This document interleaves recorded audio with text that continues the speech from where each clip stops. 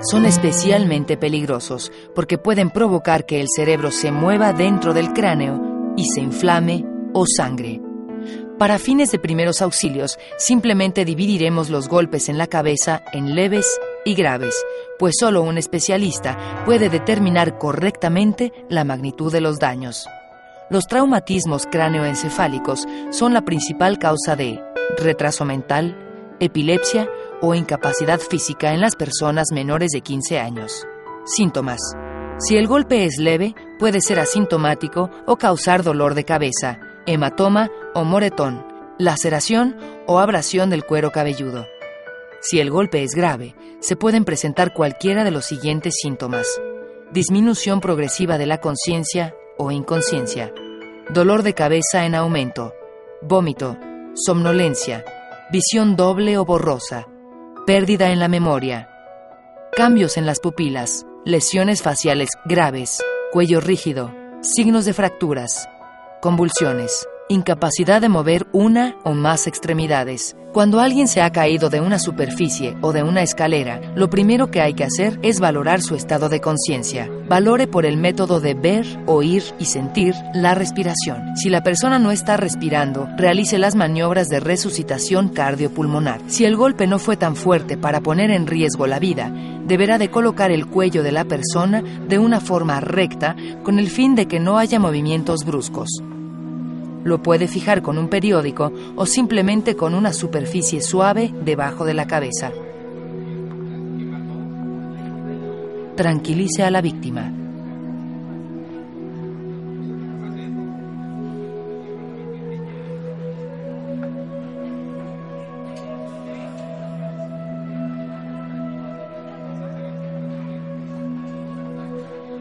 Si la persona tiene deseos de vomitar, es importante que le ayude a voltearse para que no se le vaya el vómito a los pulmones. Recuerde que esto lo debe hacer moviendo el cuello lo menos posible. Valore constantemente su estado de conciencia y reacción pupilar, esto es, si sus pupilas reaccionan a la luz o no. Si las pupilas no reaccionan a la luz o la persona deja de respirar, debe de llamar inmediatamente a la ambulancia e iniciar la resucitación cardiopulmonar. Si las pupilas no reaccionan, colóquela en posición de shock. Si la persona tiene un golpe en la cabeza, pero está reaccionando normalmente, deberá de lavar la herida y cubrirla. Si sospecha de una fractura de cráneo y está sangrando, coloque gasa estéril con un vendaje. No retire objetos que sobresalgan de la herida. No deje que la víctima beba líquidos ni le dé ácido acetil salicílico. No se debe de consumir alcohol las siguientes 48 horas después de sufrir un golpe en la cabeza. Importante. Los síntomas de las lesiones graves en la cabeza pueden aparecer inmediatamente o desarrollarse con lentitud después de varias horas o días. La cabeza puede lucir bien, pero las complicaciones podrán resultar en daños al interior del cráneo.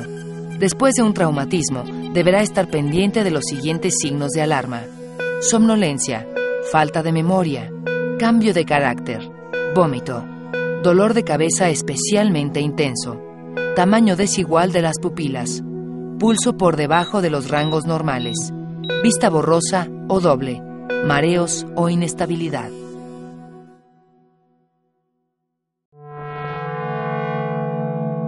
Lesión en columna.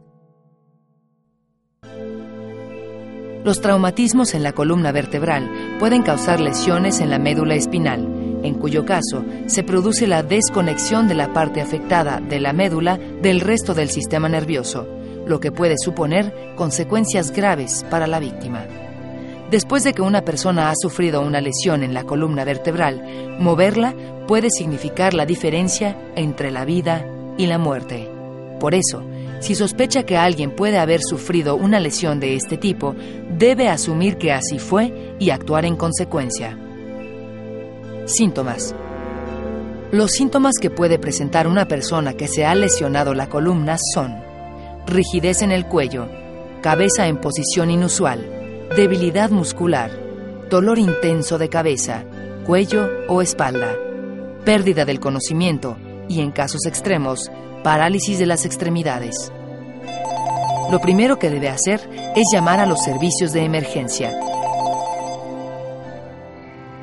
No debe mover a la víctima antes de que llegue la ayuda médica, a menos que, por su posición, no pueda respirar o que todavía se encuentre en una situación de peligro. Si encuentra a una víctima que probablemente tenga una lesión de columna, primero debe valorar si está consciente o no. Tóquele el hombro y pregúntele qué le pasó. Si la persona está respirando, no debe de moverla ni quitarle el casco. Solo está indicado retirarle el casco a la persona que no está respirando. De ser posible, no mueva a la víctima. Si es completamente necesario que la mueva, colóquela en una posición de tal forma que su columna quede completamente alineada con el resto del cuerpo.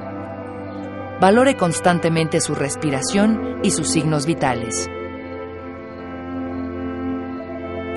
En caso de que no respire, realice las maniobras de resucitación cardiopulmonar. Si cuenta con ayuda de otras personas, deberá de coordinarlas y organizarlas para mover a la víctima. Esto se puede hacer con una manta y un pedazo de cartón. Coloque la manta junto con el cartón del lado de la víctima. Posteriormente, indíquele a cada uno qué parte del cuerpo va a mover. A la voz de 3, todos, de un solo movimiento, deberán poner a la víctima lateralmente. Una tercera o cuarta persona será la que ponga el cartón debajo de la víctima. Si la víctima vomita o está sangrando de la cara, voltéela con mucho cuidado sobre su costado para evitar que se le vaya el vómito a los pulmones. Si hay hemorragias u otras lesiones, deberá atenderlas sin mover a la víctima. A la voz de 3, todos deben de mover a la persona al centro del cartón. Posteriormente, con la misma fuerza, levántenla todos para poderla transportar a un lugar más seguro.